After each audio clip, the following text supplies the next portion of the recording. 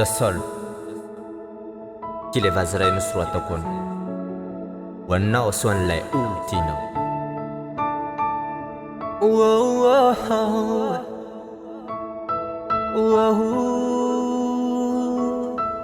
my lover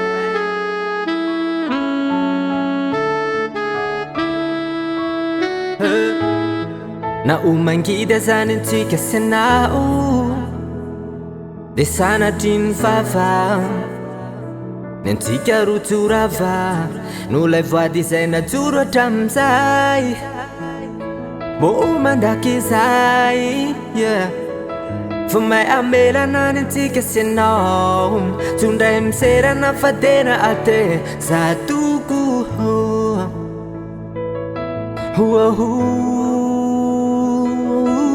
my lover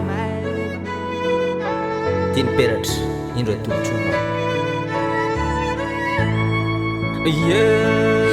mandraky izay itambatra ho iray gazay mba kely anananahay de omeko anao de hoany ampasanany izay no iafarany ka namangidy io na omam de iesa kabo baby mangataka aminao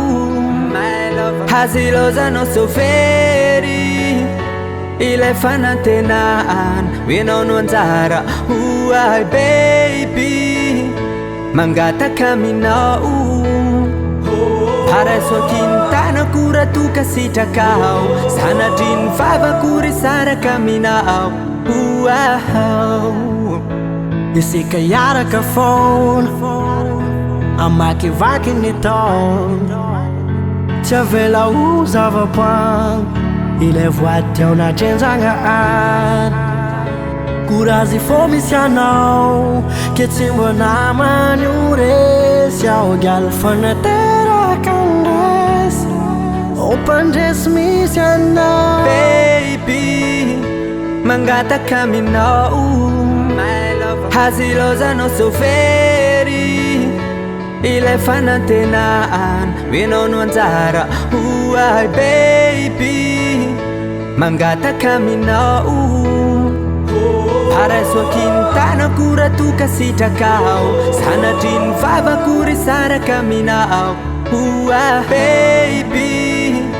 mangataka aminao hazilozanao sovery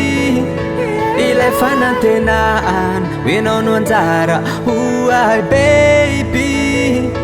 mangataka aminao paraisoakintanako ratoka sitrakao sanadriny vavakory saraka aminao zay le voady mandrakizay